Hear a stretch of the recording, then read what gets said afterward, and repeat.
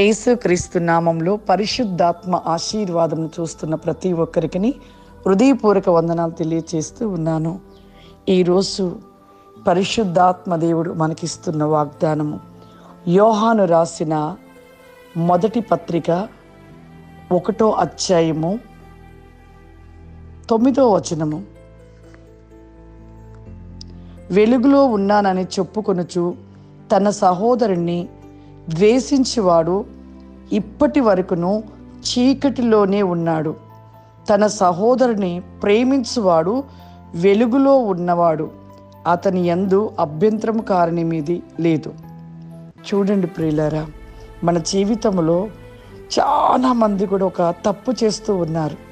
మన సహోదరుడు, మన సహోదరి, ఇంకా అనేకులు బంధువులైనా కానీ వారిని మనం ప్రేమించినట్లుగానే ప్రేమిస్తూ మనము వాళ్ళ మీద ఒక ద్వేషము, ఒక అసూయ, ఒక కపటము పెట్టుకున్న వారు ఇంకా చీకటిలోనే జీవిస్తున్న వారుగానే ఉంటారు. చీకటిలో ఉన్నవారే. అసలు మన సహోదరుని ప్రేమించిన వాడు ఎలా దేవుని వెలుగులో ఉన్నాడని ఆలోచన చేస్తూ ఉంటారు కొంతమంది. చూడండి, మొట్టమొదటిగా ఇద్దరు సహోదరుని బట్టి అక్కడ పాపము, ద్వేషము, అసూయ అన్నీ కూడా బయలుదేరి అక్కడ మొట్టమొదటిగా రక్తము భూమి మీద చిందించబడ్డది. ఏబేలు రక్తము. అక్కడ తన తమ్ముడిని చూసి తట్టుకోలేకపోయాడు అన్న. అదే కేవలం అది సాతాను నుండి మొట్టమొదటిగా కలిగించబడిన ఘోరమైన పాపము, నరుడి యొక్క రక్తము భూమి మీద చిందించబడ్డది. ఆ సాతాను యొక్క లక్షణము కలిగి ఉంటున్న ప్రతి ఒక్కరిలో మనము ప్రేమిస్తున్నాము అనుకుంటాము, కానీ నిజమైన ప్రేమను మన సహోదరుడిపై చూపించని ఎడల వారు చీకటిలోనే ఉన్నవారుగా ఉంటూ ఉంటారు. ఇక్కడ అందుకే అంటున్నారు, సహోదరుని ప్రేమించిన వాడు చీకటిలోనే ఉంటున్నాడు. నిజంగా సహోదరుని ప్రేమించిన వాడు వెలుగులో ఉన్నాడు. నిజంగా దేవుని సంబంధి, దేవుని వెలుగు కలిగిన వారసత్వంలో కలిగిన వాడుగా ఉంటాడు. ఎవరు ఏదన్నా కూడా మనము మన సహోదరులను, మన సహోదరిని, మన రక్త సంబంధాలను ప్రేమించే మనసు కలిగి ఉండాలి. అలా కలిగి ఉన్నప్పుడే దేవుని బిడ్డగా, ఆ వెలుగులో ఉన్నవారిగా, ఆ వెలుగు రాజ్యపు వారసులుగా ఉంటాము. లేకపోతే మనము పై పెదవులతో ఏదో మాట్లాడినట్టుగా మాట్లాడుతూ కొంతమంది కక్షలు పెట్టుకుంటారు, గొడవలు పెట్టుకుంటారు.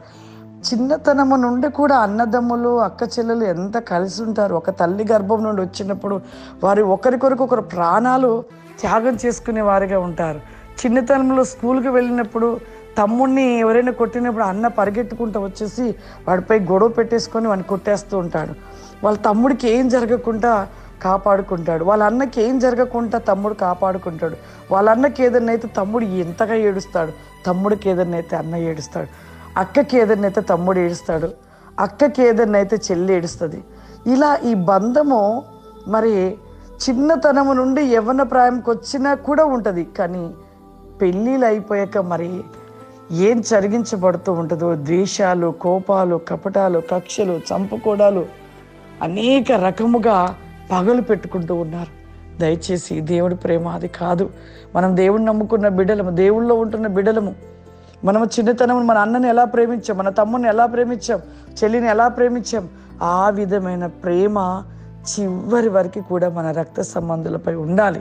ఆ ప్రేమ చూపించాలి. కక్షలు, పగలు అటువంటివి కలిగిన వారు పరిశుద్ధ లేఖనమును పట్టుకొని మందిరానికి వెళ్ళినా నీవు ఇంకా చీకటిలోనే ఉన్నవాడిగానే ఉంటావు. నువ్వు చీకటి లేని వాడిగా ఉన్నావంటే ఖచ్చితంగా నీవు సహోదరుడు, సహోదరితో అందరితో ప్రేమను కలిగి, నీవు చిన్ననాటి నుండి ఏ ప్రేమను కలిగి ఉన్నావో ఆ ప్రేమలో నువ్వు నిలిచి ఉండవు. ఆ విధంగా ఉన్నట్లయితే దేవుడు నిన్ను ఆశీర్వదిస్తాడు. నువ్వు వెలుగులో ఉన్నవాడివి. వెలుగు రాజ్యమునికి వారసత్వంలో నిలిచి ఉంటారు.